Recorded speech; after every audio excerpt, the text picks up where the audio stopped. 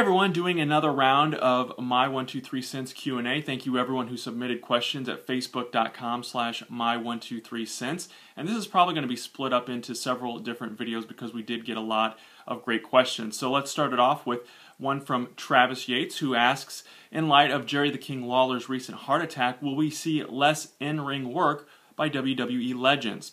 Great question, Travis, and we actually had this discussion, or part of this discussion, on From the Rafters Radio recently. You can check that out on iTunes. Just search out From the Rafters Radio, or you can also check it out on My123cents or AAPWrestling.com. Search for FTR tab on either one of those websites.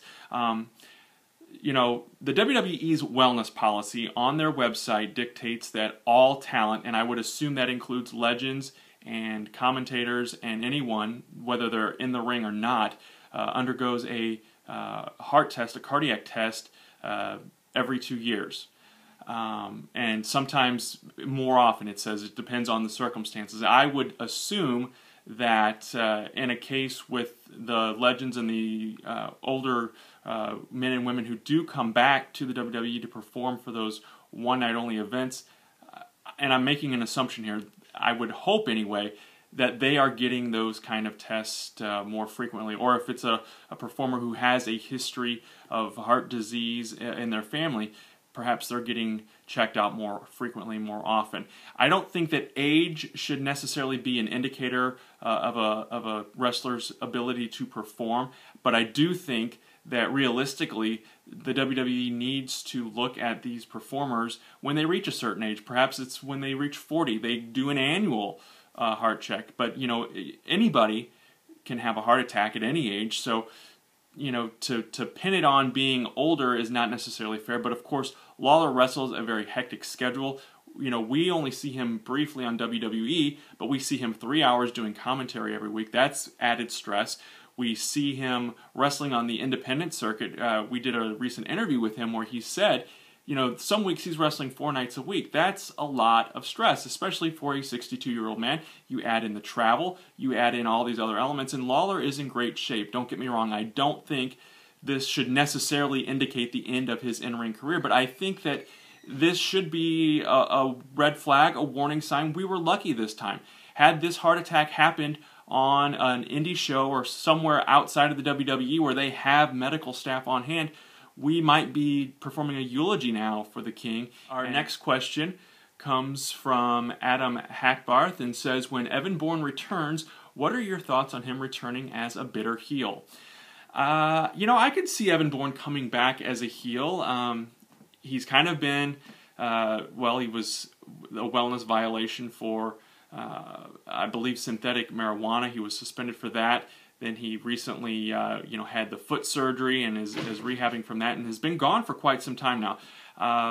Bringing him back to perhaps feud with Kofi Kingston, I would like to see those two maybe go into a singles feud. I think Kofi Kingston is completely underutilized as a single star. I think he has a ton of potential. I don't like the team of Boom Truth, as some people have called them, R-Truth and Kofi Kingston, and I believe at Night of Champions, that might be the beginning of the end for them. I do think that Daniel Bryan and Kane are going to win, but that's a totally different subject.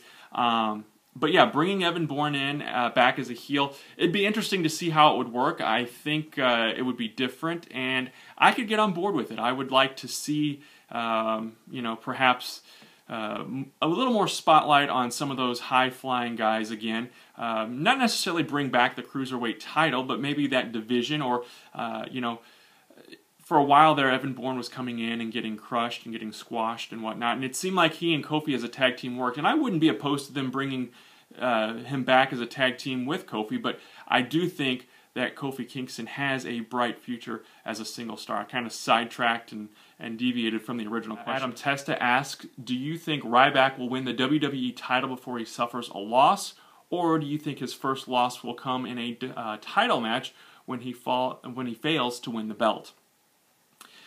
Ryback's an interesting subject, an interesting character in my opinion, because he has gotten kind of that Goldberg-like push. Fans chant Goldberg, or they were chanting Goldberg. And Adam, I'm not sure if you're asking if he'll win the WWE title or a title. Oh, it says a title in the WWE. I don't think he will win a title before his first loss. I think his first loss will come perhaps in attempting to achieve a title, maybe even before that. I've heard some speculation, some buzz of him maybe winning the Intercontinental or U.S. championships.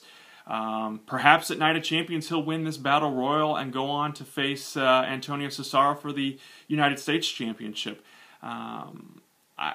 I wasn't a big fan of Skip Sheffield. I'm not a big fan of Ryback. So to see him win gold in the WWE right now, I'm not really a fan of that concept, of that idea. So we'll kind of take a wait-and-see approach, I guess. But I guess my short answer is I think he will suffer a loss before he wins any sort of gold. That's going to do it for this round of my 1, 2, 3 Cents Q&A. Be sure to tune in for future question and answer sessions. Thanks for watching.